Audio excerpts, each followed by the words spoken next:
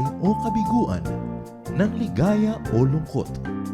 Kaya marapat lamang na tanggapin si Jesus bilang tagapagligtas at Panginoon. At matapos yun ay panariwain ang katapatan at paglapit sa Kanya bawat araw o day by day. Ang day by day ay naglalayong umalalay sa pang-araw-araw na pamumuhay.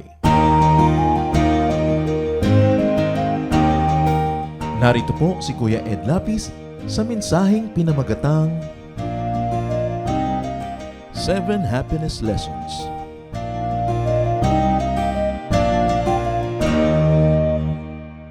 How can we be happy or happier if we're already happy? 7 happiness lessons. Salamat, Ama, dahil kayo'y maibigin and you never let us go. Teach us to know, to appreciate deeply the wonder of your stubborn love. At nawa ito ang maging baon namin. Anumang araw ang dumating, anumang uri ng araw ang dumating, may isang hindi nagbabago, your love. Teach us to see that, teach us to celebrate that, and teach us, O Lord, to honor that. We commit this time to you, asking you to be our preacher. Kayo nawa, Panginoon, na maging tagapangaral. Yung magandang kalooban nyo, ipaunawa nyo sa amin at kami naman maging masunurin sa inyo. We celebrate your goodness. Speak to your people, O God. Use only your servant as your tool, but be the speaker. In the name of Jesus, your Son, we pray with thanksgiving. 7. Magbilang tayo, ha? 7 happiness. 7 lessons in happiness. At ang ating pag-aaralan ngayon ay walang kamatayang storya ng tinatawag na prodigal son. At paano tayo kukuha ng kaligayahan sa isang kwentong tulad nito? Luke 15:11-12. Jesus told them another story. Once a man had 2 sons. The younger son said to his father, "Give me my share of the property." So the father divided his property between his 2 sons. Ang naging usual na paningin agad sa kwentong ito ay masamain yung ginawa nitong mas nakababatang anak. At laging siya ang kontrabida sa kwento. But he only asked for what was legally his. While we may feel some discomfort about him asking for his inheritance, but in the laws of Israel, children really had inheritance and that was lawful. So he only asked what was lawful. He did not ask for his other brother's inheritance. He did not ask for his father's whole estate, only his part. And the father, you will notice, did not problematize this act of the son. Pag nagbabasa po tayo ng scripture, let's stick to the text. And the text never tells us na minasama nung ama na hiningi ng anak yung kanyang parte sa kanyang mana. So far, so good. Hiningi ng anak ang kanyang parte, ibinigay naman ng ama. No judgment there because the text does not pass judgment. Luke 15:13-14. Not long after that, the younger son packed up everything he owned and left for a foreign country, where he wasted all his money in wild living. He had spent everything when a bad famine spread through the whole land. Soon, he had nothing to eat.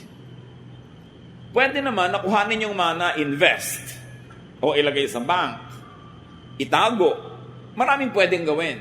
Ang piniling gawin nitong anak na ito, ilustayin yung pera niya. At hindi lang basta lustayin, it was not a bad business decision, it was not a bad investment in wild living. Kung ano man ang kahulugan ng wild living nung araw na yon. Pero may isa na agad na lesson in happiness here na madalas hindi natin nakikita bilang mga anak ng Diyos. Kasi dinidemonize agad natin yung ginawa ng anak. The first lesson here is to enjoy. Enjoy your birthright, your inheritance. Enjoy your resources, and enjoy your time. Hindi natin ginaglamorize, ginagawang modelo yung ginawa ng anak. Pero, ba't kaya ikinwento ni Jesus ang kwentong ito? Surely, these stories, these characters, symbolize deeper meanings in life. But first of all, withholding judgment for or against the son, what he did was to enjoy. Ang pag-enjoy lang sabi, wild living, and he wasted all his money. But nevertheless, nobody can deny the fact that he had fun. He had enjoyment. And no one in the story condemned this man so far. The younger son knew his father and trusted him completely. Trusted in his graciousness. Ito ang kwento. Hindi yung pagkakamali niya, hindi yung paglustay niya. Ang kwento dito, kilala niya ang ama niya na pag hiningi niya, yung ganang kanya ibibigay. Kilala ba natin ang ama natin? Hinihingi ba natin yung nakalaan naman talaga para sa atin? The younger son enjoyed his father's grace, though he was probably unworthy of it. But nevertheless, he enjoyed it. Enjoyment is probably the missing element in true faith and worship. Dito pa lang, meron ng challenge sa atin. And I ask you to look at this story from another frame, from another point of view, from the point of view of Jesus who was telling the story. Not from the point of view of the preachers and the churches that preach against what this son did in the last 2,000 years. Jesus was telling us a story, and definitely he had a purpose in telling us this story. And so far, we see that the son enjoyed his faith in his father. Malakas ang loob niyang humingi dahil kilala niya ang kabutihan ng kanyang ama na ibibigay yung kanyang hinihingi. Nagkamali lang nga siya ng paggamit, pero ibinigay. Yun ang unang kwento. Luke 15 to 16. He went to work for a man in that country, and the man sent him out to take care of his pigs. He would have been glad to eat what the pigs were eating, but no one gave him a thing. So matapos niyang lustayin ang kanyang kabuhayan, nagkaroon pa naman ng taghirap doon sa lugar na kanyang pinuntahan, nawala ng pagkain, kasi usually nun, pag nagka-drought, pag nagka-gyera, pag nagkaroon ng mga economic dislocations, nahihirapan ng mga tao at nadamay siya doon. Sana yung pera mo can be a shield against such crisis, such calamities. But he no longer had that shield. He was broke. Natulad na lang siya sa mga karaniwan. Pero ang kwento ay ito. Mula sa bahay ng kanyang ama, ngayon ay nakisilong siya sa ibang bahay ng isang ngayon ay maituturing nating naging bagong ama niya sa kanyang kalagayan, yung kanyang employer, yung kanyang pinasukan. Now he was under the shadow of this house, this household, and this man's authority. At kitang-kita natin agad ang pagkakaiba ng dalawang tatay na ito. Yung tatay na nagbigay sa kanya, ng hiningi niya, at itong tatay na to na nagtatrabaho na siya, hindi pa siya sinusweldohan ng tama. Ginugutom pa rin siya. Agad-agad, merong ibig sabihin sa buhay natin. Minsan, umaalis tayo sa grasya ng Diyos at lumilipat tayo sa kung sino mang papa o mama o kung sino mang taong sinamahan natin, hindi naman tayo ay naalagaan. Hindi naman tayo minamahal. So, lumungkot siya. Nagutom siya. Napapagod na nga siya, hindi pa siya nagkakaroon ng sukle, ng tamang sweldo. Di ba maraming ganyan? Umiibig sa hindi naman umiibig sa kanila. Naghahabol sa ayaw naman silang pansinin. Pinagsisiksikan ng mga sarili nila sa hindi naman nag-aalaga sa kanila. Nagiging unhappy. At kadalasan para mangyari pa yun, ang nilalayasan natin yung ama natin sa langit na mapagmahal at maibigin. Immediately, there are many lessons here on happiness. There is another father here, the unkind employer, the unkind father. You don't want this father. Immediately, the story is leaping out of the pages, telling you, you don't want this kind of arrangement. So a lesson on happiness here, at least work to earn. Matapos siya maglustay, naging responsible naman siya. Naghanap siya ng trabaho. Hindi lang nga siya mapasweldohan ng tama. Work to earn your keep. You want to be happy in life? Pag wala kang pera, magtrabaho ka. Humanap ka ng hanap buhay. Lalo kung hindi ka na pwedeng umasa doon sa dating mapagbigay sa'yo dahil lumayo ka na o naubos mo na yung binigay niya sa'yo, Huwag kang maghanap ng bagong magbibigay na naman. Work. Deserve your wages. And there's another lesson in happiness, brothers and sisters. It takes a certain amount of money to enjoy and to be happy. No matter how religious you are, kailangan may pera ka. Huwag mong linlangin ang sarili mo na mapapasaya ka ng iyong pagiging religyoso. You need a certain amount of money.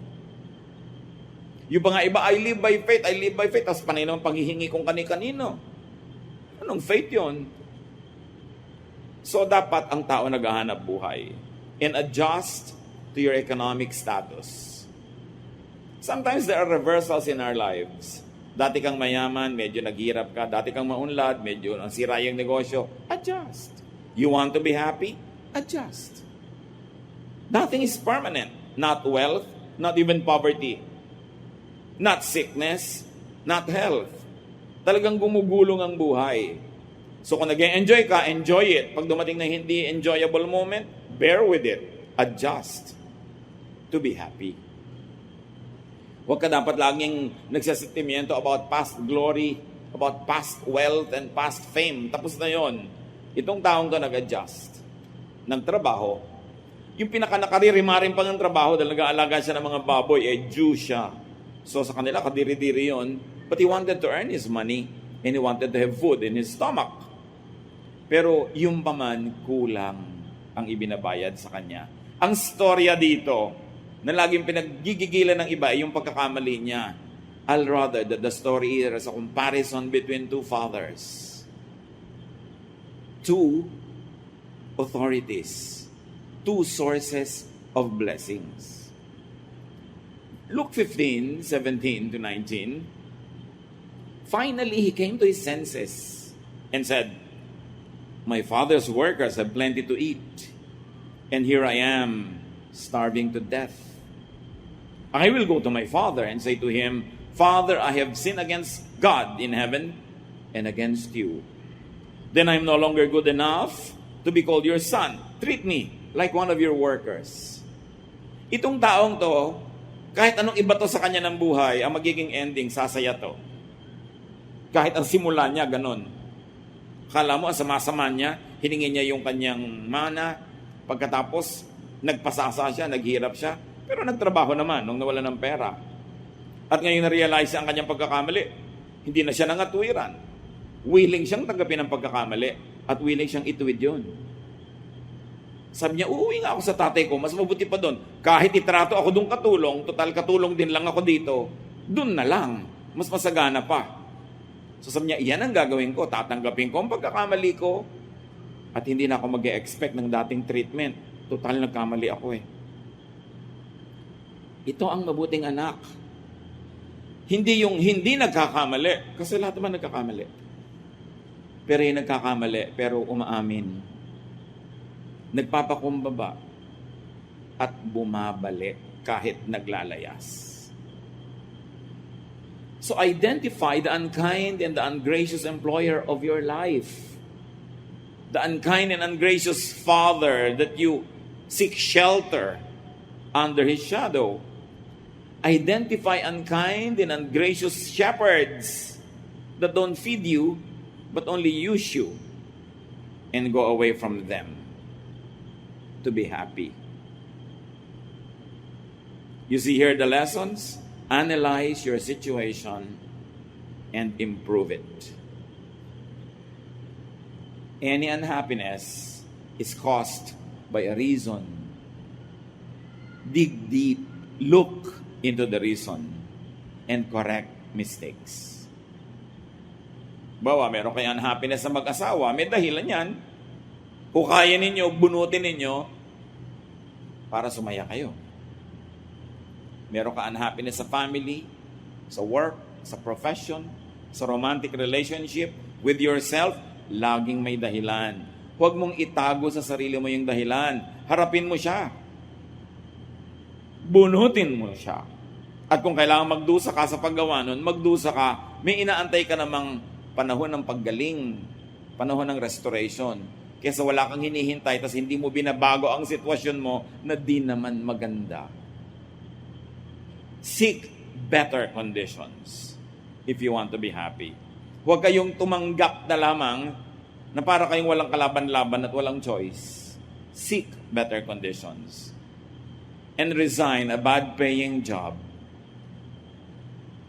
Tulad ng ginawa niya. Ang dami nagrereklamo, hindi masaya sa trabaho, edi umalis ka, maghanap ka iba.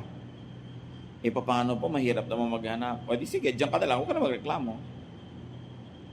Hindi naman pwedeng sabay yan. Pero ginawa niya yung dapat niyang gawin. Ang laki ng risk. Kasi hindi niya alam ang magiging reaction ng father niya. Pero at least alam niyang tatanggapin siya kahit man lang katulong. Brother and sister, get out of a bad deal. Get out of an unfair relationship. Get your share of what the Father likes to give you. God wants you happy. Proverbs 6:5, free yourself like a gazelle from the hand of the hunter, like a bird from the snare of the fowler. Yan, utos yan, itinuturo sa mga taong naging garantor ng utang ng iba. Sabi, pag na-realize mo na naging garantor ka pala, alam mo ba na hindi ka malaya? Kasi pag hindi siya nakabayad, ikaw ang mapapahamak. So, huwag kang magpahinga, huwag kang matulog hanggang hindi mo nababawi ang pagiging garantor mo. Free yourself like a gazelle. Alam niyo yung mga gazelle, yung mga hayop na may mga sungay, na yung sungay nila kuminsan, sumasabit sa mga tinik, sa mga siit. Pag hindi nila napawalan yung sarili nila doon, pag may dumating na hunter o pag may dumating na ibang hayop, kayang-kaya silang kainin. Kaya sabi, yan ang sitwasyon mo if you are committed to something very bad. Get out of that commitment para maging malaya ka. Sasabihin ng iba, paano naman po ako lalaya sa husband ko na ng babae, hindi tumutulong sa akin, hindi ako sinusustentuhan, di ba, kasal po kami. Yes, hindi ko sinasabing tanggalin mo yung pagkakakasal nyo, pero maghanap buhay ka. Para pagka hindi ka niya sinusustentuhan, hindi ka nakaaasa. Gusto mo maging malaya, at least kung hindi ka malaya legally from that marriage, malaya ka financially. Hindi yung kahit ano na lang ang ibato sa'yo, tatanggapin mo dahil wala kang hanap buhay. Kailangan maghanap buhay ang tao. Tulad ng ginawa nitong lalaking ito, kahit taga-alaga ng baboy, kailangan meron siyang kitain para siya may kainin. Some people get into very bad marriages, really. But what do? At least you minimize the impact of a bad relationship. At least be economically independent. Gumawa ka ng paraan, hindi madali. Pero lalong mahirap na umaasa ka, alam mong harap-harapan na hindi ka na iginagalang, wala ka lang magawa dahil economically dependent ka. So, learn from this man. It was difficult, but earn your keep and free yourself. Back to the story. Luke 15:20. The younger son got up and started back to his father. But then when he was still a long way off, his father saw him and felt sorry for him. He ran to his son and hugged and kissed him. Ine-expect niya siguro pagagalitan siya. Ang istorya talaga dito, hindi yung anak, hindi yung pagkakamali niya. Ang kwento dito tungkol doon sa ama. Kung anong uri ng ama siya. Dahil siya yung ama natin sa langit, only represented in the story by this father. So, lesson on happiness, love those you love in spite of their antics. Learn from this father. Alam niya, hindi naman napakaganda ng ginawa ng anak niya. Nadagdagan pa ng pagkakamali. Nadagdagan pa ng failure. Pero nung umuwi, ang una niya isinalubong, love. Hindi sermon. Alam niyo yung umuwi, nagpapakumbaba, tumatanggap ng pagkakamali. Sermon ang pinakahuling kailangan nun. Dahil yung pag-uwi lang niya, pagpapakumbaba niya, daig pa niya ang nasermonan mula ulo hanggang paa. Hindi na kailangan ng additional sermon. Love your children. Love your wife. Love your husband. Love whoever needs your love. Love especially your family. And express that love. Hindi yung naaawa ka na, ayaw mo pang ipahalata dahil tinuturuan mo siya ng leksyon. Itong example na to ng tatay na ang supreme example because this is God being represented. Do not withhold love. Kumisan sa pagmamatigas mo, sa kagustuhan mo magturo ng leksyon, nagtitigas-tigasan ka pero actually naaawa ka rin naman, gusto mong mahalin. Mahalin mo na lang. Yun ang kwento ni Jesus. It is love that empowers. It is love that lifts us up. And it is the Father's love that gives us the security that we all need. Nagulat siguro yung anak. Niyakap siya, amoy baboy siya. Gusgusin.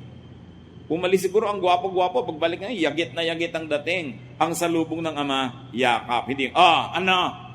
Diba? Ganun usually ang gusto mong salubong. Luke 15:21. The son said, Father, I have sinned against God in heaven and against you. I am no longer good enough to be called your son. Realistic tong anak. Sinasabi niya, hindi na po ako bagay sa kanyang treatment. Kahit katulong na lang, ipagpapasalamat ko na. Deserve ko naman eh. So lesson on happiness, be humble to those that you offend, to those that you wrong, especially to those that you hurt. Hindi ikaw na nga nagkamali, ikaw pa itong matapang. Ito pa itong nagtatapang-tapangan, ikaw pa itong galit. Accept the fruit of your deeds. Naku, ikaw ay anak, nagkamali, grounded ka, tanggapin mo. Nagkamali ka eh. Willing na willing siyang tanggapin na maging katulong na lang siya. Meron kasing lesson dito on happiness. To be happy, you need to be forgiven. Hindi ka sasaya talaga kahit ka magpanggap, kahit maganda yung damit mo, kahit may pera ka, masarap ang kinakain mo. Kung alam mo na may ginawang ka ng mali at hindi ka humihingi ng tawad, ikaw na mismo, yung budhi mo na, mismo ang magtatanggal sa'yo ng kaligayahan. You can be noisy, you can be loud, but you can never really be happy because you need to be forgiven. Relationships have to be stored for people to be happy. To be happy, you need to be restored. So huwag magmatigas, huwag mabuhay sa mali. Basta naggising, nagkaroon ng kaliwanagan agad, natauhan, tanggapin agad, bumalik, magpakumbaba. What did we get from the Son? A self-confession. It was not extracted or forced from Him. Hindi na natin kailangang pilipitin ang taong tumatanggap na nga ng mali. Kuminsan, hindi naman malakas ang loob na magsabing diretsong I'm sorry, pero dinalang ka naman ng pakwan, yun na yun. Ginawang ka ng kape, inalo kang kumain, yun na yun, kunin mo na lang yung essence, huwag mo na siyang antayin lumuhod pa, magsabi pa ng I'm sorry. Marami namang paraan ng pagsasabi nun eh. At hindi lahat ng tao kayang diretsahan na sabihin yun. Meron silang ibang paraan ng pagpapahiwatig. Appreciatein na natin yun. At padaliin natin para sa kanila ang paghingi ng tawad. Huwag na tayong masyadong maging unreachable. Para pare-parehong masaya. Because to be happy, you not only need to be forgiven when you are the wrongdoer, you need to forgive. Bawat galit mo, lalo sa mahal mo sa buhay, nagpapalungkot yun sa'yo. At kuminsan, hindi mo yun masyadong nare-realize, hindi mo lang alam kung ba't hindi ka masaya, bakit may kulang. Ang kulang pala pagpapatawad. Remember, nagpatawad yung ama kahit hindi humihingi ng tawad yung anak. Matalinong ama. Paano nga naman kung paglapit hindi naman humingi ng tawad? Alam ba naman ng ama yung purpose ng anak sa pagbalik? Bumalik na gusgusin, bumalik na mabaho. Paano ka sasabihin pala nun? Dagdagan niyo pa yung binigay niyo sa akin. Kulang. Hindi naman alam ng ama eh. Pero inunahan niya yung anak niya, pinatawad niya agad. Pinadali niya yung pagpapatawaran. Padaliin niyo na lang. Lalo't anak niyo, magulang niyo, kapatid niyo, Mahirap naman na magpanggap tayong baliwala sa atin na may mga broken relationships. Hindi yun totoo. Iniinda natin yun. Tanggapin na lang. Paluwagin, padaliin ang buhay. So habang nagpo-protest pa yung anak niya sa ibinibigay na VIP treatment, nakinig ba yung tatay? Sinabi mo, kita mo na, sabi ko sa iyo. Walang ganon. Luke 15:22-24. But his father said to the servants, hurry and bring the best clothes and put it on him. Give him a ring to his finger and sandals for his feet. Get the best calf and prepare it so we can eat and celebrate. This son of mine was dead, but has now come back to life. He was lost and has now been found. And they began to celebrate. Grabe yung mga symbols, the best clothes, which means you have a very high status. A ring, which means you are a prince of the kingdom or of the house. Sandals, which means you are a master, because the servants never wore anything on their feet. Diba? At hindi lang basta kung ano-ano ipinahanda, yung best. Alam niyo yung mga may kaya nung araw, maski pa nga yung hindi masyado may kaya, basta na ipipilit nila, may inaalagaan silang special animal na kakatayin nila lang pag merong super great event. Parang sa Europe, ang mga pamilya may itinatagong wine, very good wine, excellent wine, na pag dumating yung pinaka-esteemed guest nila, yun ang ilalabas. May ganon. Yun ang ipinalabas ng ama. The best reception for this son. How to be happy? Love lavishly. Magpakaluho-luho-luho kayo sa pagmamahal. The best lahat ang inilabas. And the point is, hindi naman deserving yung bibigyan. Hindi ka naman nagbibigay dahil deserving siya eh. Nagbibigay ka dahil loving ka. It's you, not the other person. Kaya masaya tong tatay na to. Natuwa siya, hindi niya ikinubli. Nag-celebrate sila, extreme.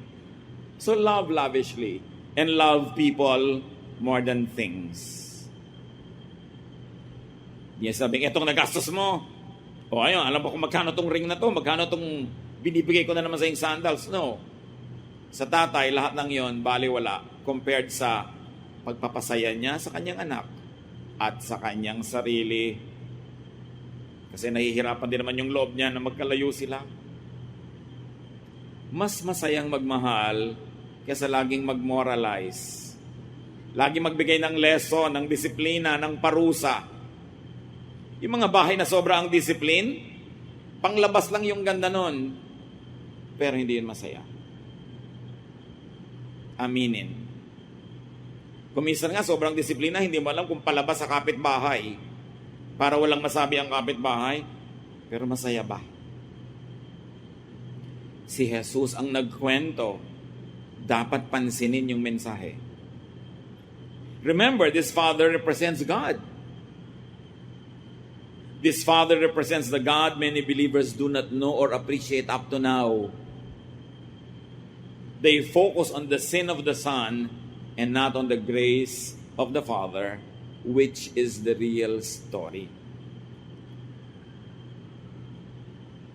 Tingnan natin ngayon kung bakit gano'n ang pananaw ng iba sa Diyos. Kasi yung isang anak, gano'n ang pananaw niya sa tatay niya. Luke 15:25-32. The older son had been out in the field. But when he came near the house, he heard the music and dancing.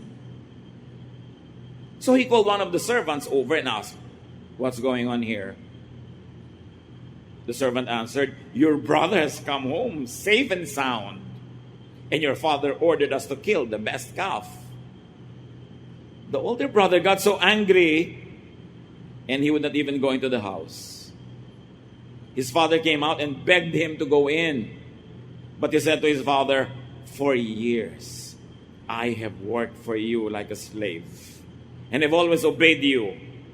But you have never even given me a little goat, so that I could have a dinner with my friends. This other son of yours wasted your money on prostitutes, and now he has come home, and you order the best calf to be killed for a feast? Ito yung relihiyosong anak. Laging correct, laging proper, laging galit, ayaw sumali sa sayawan, sa music, napaka-separatist. Ganon siya dahil hindi niya kilala ang ama niya. Akala niya kailangan niya lagi mag-sacrifice para matuwa ang tatay niya. Kailangan niyang timpiin ang mga kaligayahan niya. Kailangan niya lagi magtipid. Kailangan niya laging sikilin ang kanyang nadarama, pati ang gusto niyang kasiyahan. Pero, nagustuhan ba ng tatay niya yung ganon? Kitang-kita niya sa trato. Ginad siya agad ang kapatid niya. Sabi niya, he wasted his money on prostitutes. The verses never told us that he did that. Sabi lang, wild living. Pero meron na sa agad na buong ideya kung anong ginawa ng kapatid niya. At ginudge na niya, ito yung mga relihiyosong tao. Laging nasa simbahan. Laging correct ang damit. Laging tama ang behavior. Pero judgmental. Pero hindi nag-enjoy sa buhay kasi hindi nila kilala ang Diyos. Akala nila ayaw sila ng Diyos na mag-enjoy. Akala nila gusto ng Father in Heaven. Lagi sila nagtitiis, nagdurusa, naghihirap, serve ng serve. Pero yun naman pala, masama ang loob. Yun naman pala, kinikim-kim yung kanilang mga hindi nagawang party. Sabi, nandito ako lagi, serve ng serve. Ni isang maliit na kambing dyan, hindi wala ko nabigyan para mag-party. Yung anak ba na yan, kung ano na pinagagawa sa buhay, best animal pa ang pinagpiesta sa kanya. Di ba ganyan? Mga legalista, mga moralista. Laging parang tama. Pero hindi sila sapat na tama sila. Kailangan sila lang yung tama. These people are not happy being righteous. They have to be self-righteous. They are not happy just being holy. They have to feel holier than others. Ito ang dalawang mananampalataya. At ayun yung Ama na Diyos sa langit. Yung isa na hindi ganun kaligalista, pero kilala niya na ibibigay sa kanya at kilala niya yung Ama na patatawarin siya. Sa palagay niyo, sino sa dalawang anak ang mas malapit sa loob ng magulang? His father replied, verse 31, "My son, you are always with me, and everything I have is yours." Parang sinabi lang na tatay, sino may sabi ba sa'yo na huwag ka magpiesta? Ayan naman lahat, nandyan. Ba't di mo ginamit? Lagi kang pa-perfect dyan. Lagi na lang may utang na loob sa'yo ang Ama dahil hindi ka nagsasaya. Andyan lahat Everything I have is yours. What's your problem? Kita mo, hiningi ng kapatid mo yung share niya, binigay ko. Ba't di ka humihingi?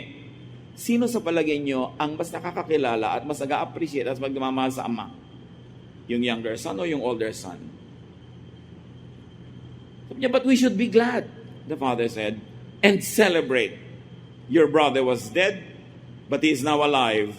He was lost, and now he's been found. At kung pwede lang idagdag dito, yung unsaid, you have always been here, but you are not really here.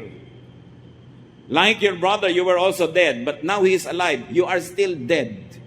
You don't know me. You don't know my grace. You don't know how to enjoy your life. You think that you have to sacrifice every time to make me happy. I don't look for sacrifices. I just like to love you. Kailan kaya makikilala ng mga Kristiyano yung Ama natin sa langit na gano'n siya kabuti? Na pag nagkakamali yung kapatid natin, lista tayo ng lista, kwenta tayo ng kwenta, tuos tayo ng tuos, sumbat ng sumbat. Do you think the Father in heaven likes that?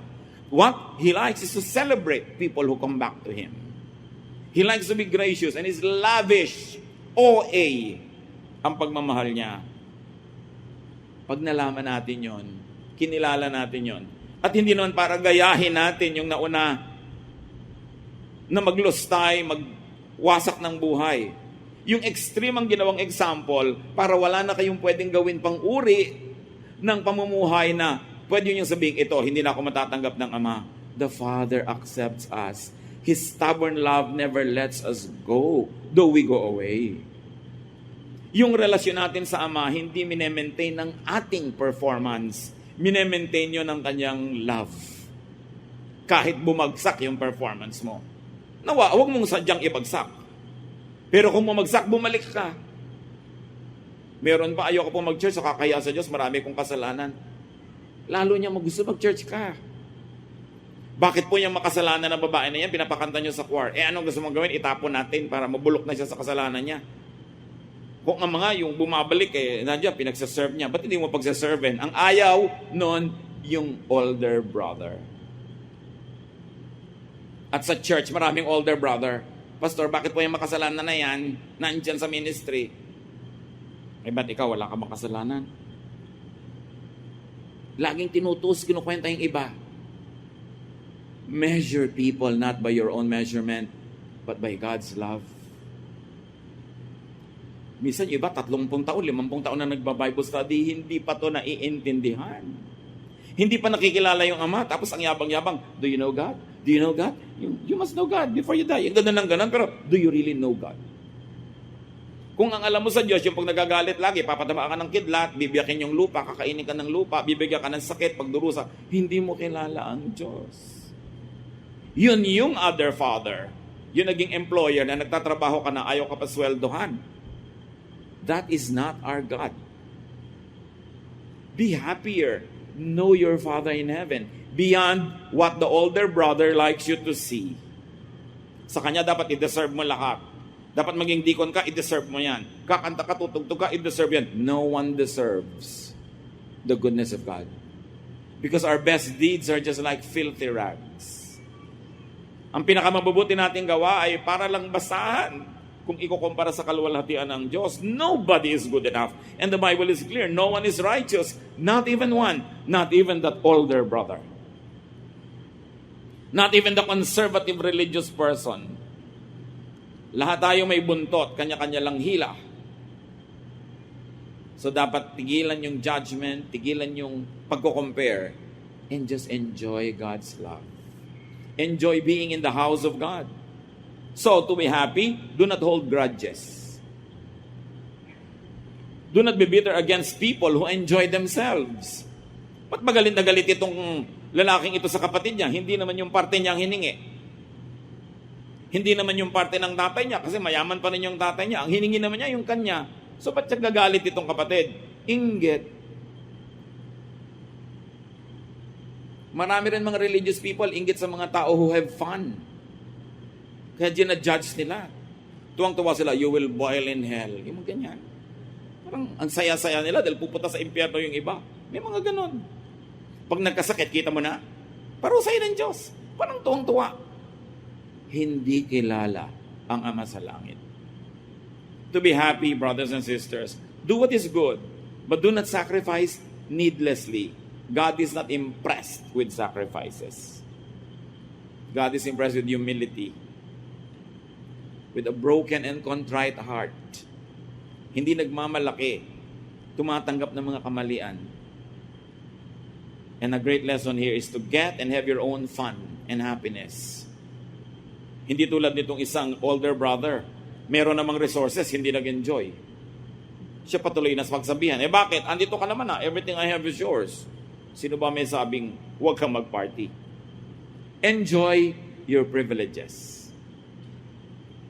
And as children of God, we have a lot. Do not imitate the excesses of the younger son, of course. But remember, the father did not raise an issue against the younger son. Kahit ano pang ginawa ng anak na yon, hindi niya kayang ubusin yung pagmamahal at kayamanan ng kanyang Ama sa Langit. Si Jesus ang nagkukwento, anong uri ng Ama sa Langit ang gusto ni Jesus na makilala natin? Yung amang mabait, mapagbigay, mapagpatawad. The younger son actually had his cake and ate it too. Mapalad kasi mabait ang magulang. Hindi dahil deserve niya. This is the Father's grace. And this is the story. The story is not the mistake of the younger son. The story is the endless love of the Father. Focus on that. And the lesson is, of course, for fathers to be gracious. Mga ama ng tahanan, be gracious with your love and express it. Hindi ko mo tatay, parang nabawasan yung pagkamacho mo, pagkalalaki mo kung mabait ka. Ito yung supreme example. The lesson is for fathers to be gracious, not for younger sons to be abusive. Don't get that wrong. What he did was wrong. But that's not the story. Because it's not a story. Because all of us do wrong. So what's the story there? Nothing special. Everyone is a sinner. Everyone has mistakes. But the story is that the Father never lets go. The lesson is for fathers to be gracious, not for all their sons to sacrifice, then bear grudges. Meron pa nga dyan. 5 taon na ako nagsaserve dito. Serve ako ng serve sa church. Pagkatapos nang namatay ang asawa ko, di ko kayo nakita. Di ba? Parang, I deserve it because I served. It's our privilege to serve God. And if people can be nice to us, if they have the time, if they have the opportunity, good. But if they don't have that, wala kaya tayong karapatang manumbat. Because we can never outserve God. Walang tampo-tampo. Ang tagal-tagal ko na dito, tapos nung i-dedicate ang tricycle namin, hindi naman nakarating si pastor. Diba? Yung may mga tampo-tampo, walang ganyan-ganyan. Because lahat tayo nagtutulong-tulungan. Kasi lagi ka lang magagalit. May dumadaang hangin, pinagdaramdam mo. May kasama ka ng loob, ang dami-dami mong dala. Paano ka sasaya? Kailangan tanggalin lahat yan. Palitan ng pag-iisip. Sabi ng Romans 12:2, be changed by the renewing of your mind. So kung hindi ka masaya, hindi ka pinagkakaisahan ng lahat ng planeta. Hindi ka lang masayahin. Palitan ang paraan ng pag-iisip, ng pakikitungo sa kapwa para sumaya-saya. Enjoy life. Sa palagay nyo, yung sa magkapatid, sinong nalugi sa dalawa? Di ba? Yung stricto. Siya ang nalugi. Ang ending naman nila, pareho lang silang nasa bahay uli ng tatay niya. Di pa siya nagka-fun. I'm not saying kopyahin natin buong-buo yung ginawa nung isa. Pero ang point is, hindi siya nangimi na mag-enjoy. Kasi alam niya, mabait ang tatay niya. Pero yung kalabisan na, syempre, hindi na natin dapat kopyahin yun. Be thankful for the Father's lavish love. Do not sacrifice all the time.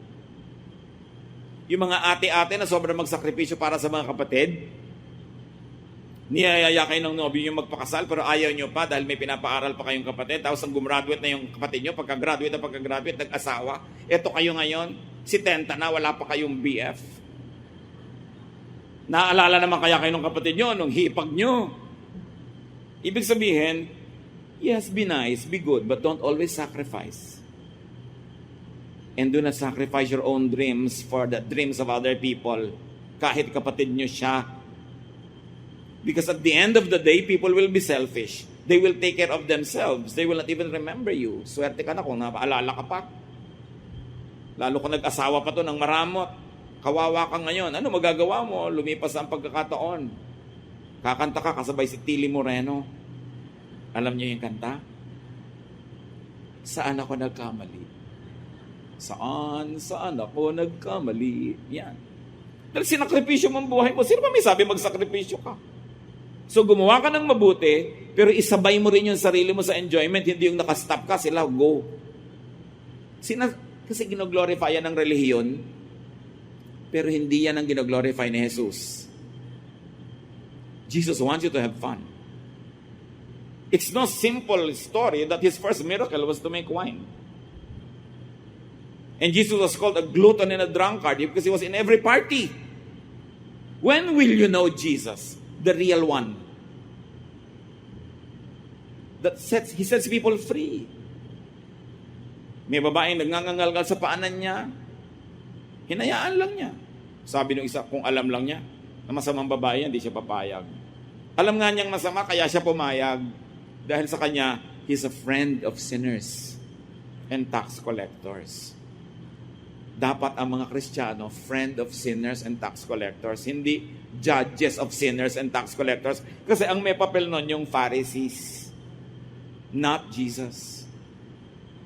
It is the wrong father. Yung father na inaalagaan mo na yung baboy niya, ayaw ka pa sweldohan. But the gracious Father is kind. Love lavishly. Magmamahal na rin lang kayo, lagyan niyo na ng feelings para masaya. Pag may pagmamahal kayo, hindi nyo ibinibigay, nagkakasakit kayo. Kasi hindi na-express. Express it. And be happy. Mga kapatid, learn from this story.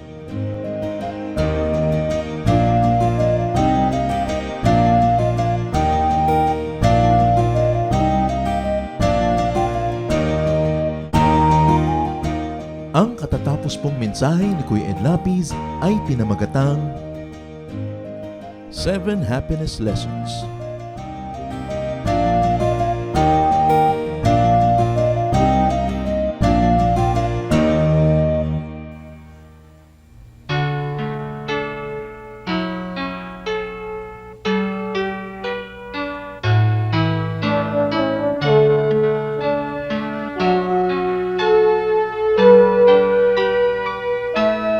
Kahit lagi ang pasakit dito sa buhay ko, kahit lagi ang pagluha dito sa buhay ko, sakali man itong aking pamatok, ubod ng bigat, sa tulong mo, Jesus, nakakaya ang lahat. Kung sakaling ang ligaya'y di pa natagpuan, kung sakaling ang ginhawa'y di pa nakakamtan, sa piling mo, Jesus, ako ay lagi nang nakatanaw sa langit mong laan, di na mamamanglaw. Pagtitiis, pagtitiis ang kailangan kong mabatid, kaya't ikaw, Panginoon, ang aking tutularan. Pagtitiis, pagtitiis ang kailangan kong mabatid, ang buhay ko ay lalago kung mayroong pagtitiis.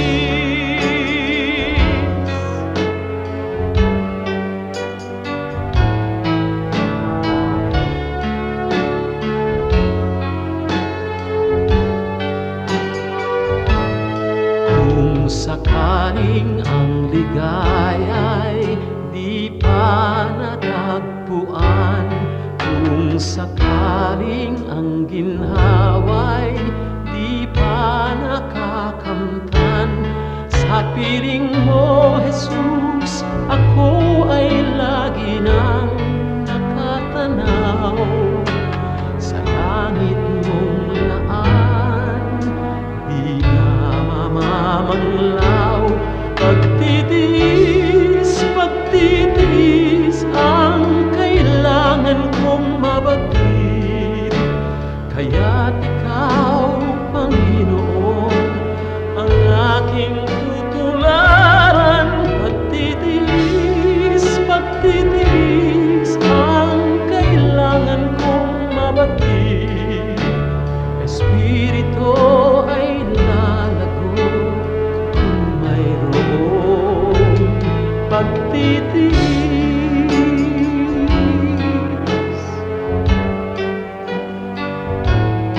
Pagtitiis.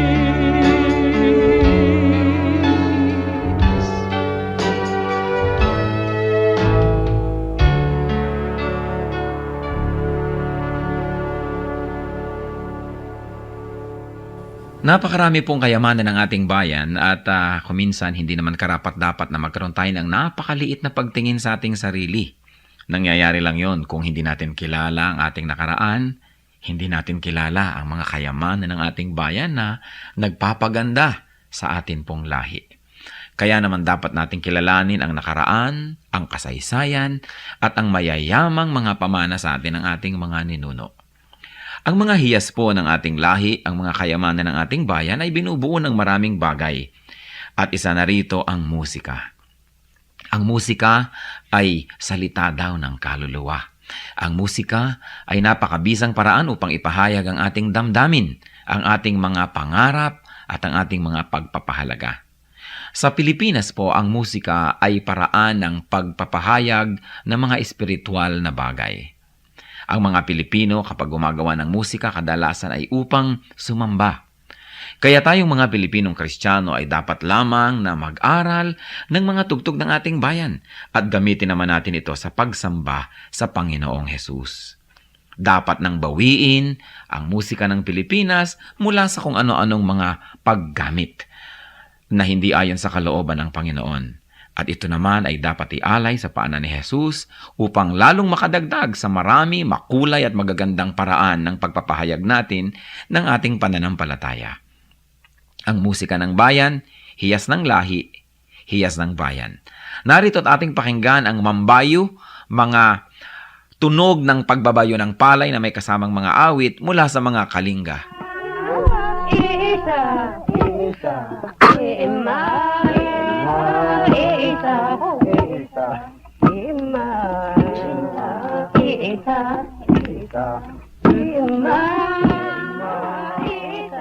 Ang mambabayo ay isang karaniwang gawain ng mga kalinga at ito ay pagbabayo ng palay. Gayunpaman, ito isinasagawa sa sari-saring estilo at pamamaraan ayon sa idinaraos na okasyon. Halimbawa ay kasal o kaya ay may mga kinalaman na seremonya sa mga patay o mga libing. Ang mambayo ay sinasaliwan ng awit tulad ng naririnig natin.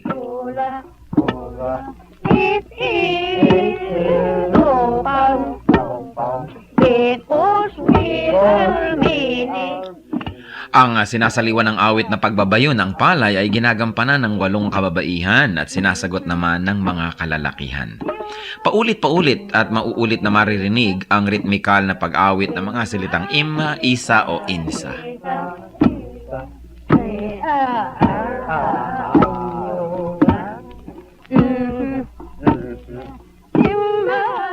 Kasabay nito ang kanilang pagbabayo. Anong ibig sabihin ng ganitong uri ng pagbabayo? Pagbabayo ng palay na hindi lamang ang dahilan o ang gustong mangyari ay makapagbayo ng palay, ito rin ay isang bigkis panlipunan. Sa pagbabayo, makikita ang tulungan, pakiramdaman, pagsasaya. At makikita natin ang pagiging dakilang mga musikero ng mga Pilipino na maging sa pagbabayo ng palay, gumagamit sila ng musika, hindi lang upang sila ay malibang at pagaanin ang trabaho, kundi patuloy na ipahayag ang kanilang nadarama. Sa mga Katagalugan at sa mga nasa kapatagan ng Luzon, uso rin ang bayuhan, lalo ang pipigan. At kadalasan, yung halo na ipinangbabayo ng pinipig, inuukit pa ang loob nun at nilalagyan ng parang bolang kahoy sa loob na habang nagbabayo, kakalog-kalog naman ang bolang ito at gumagawa na naman ng isang ritmo.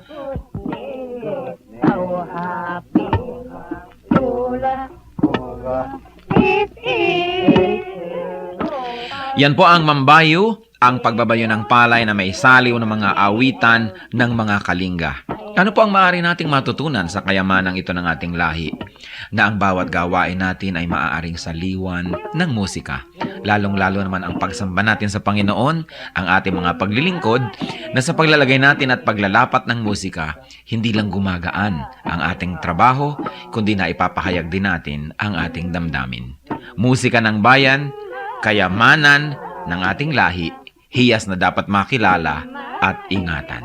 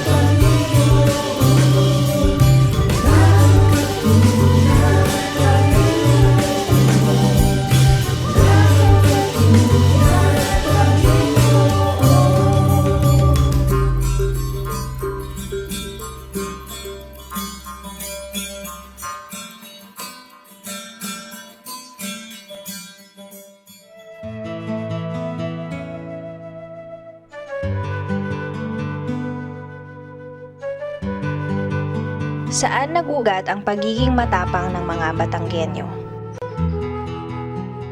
Huwag nating lilimutin ang kahuli-hulihang general na sumuko sa mga Amerikano ay si General Miguel Malvar na Batanggenyo.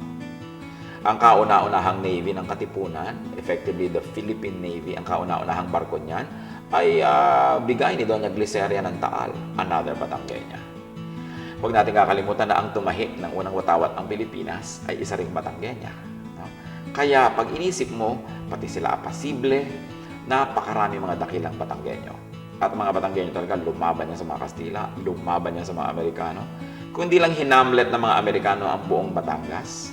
Ang mga mamamayan ay ikinulong sa mga plaza at pinapatay sa gutom para pasukuin si Miguel Malvar. Hindi yan bababa at susuko.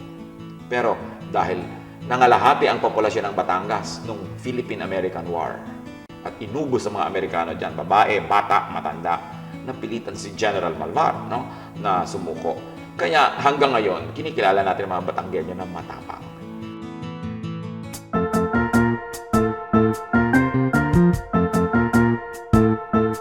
Oras na po para pansamantalang magpaalam ang programang Day by Day. Tayo po'y magsama-sama tuwing ika-6 hanggang ika-7 ng umaga, araw-araw. Magandang umaga po at mabuhay ang Panginoong Hesus!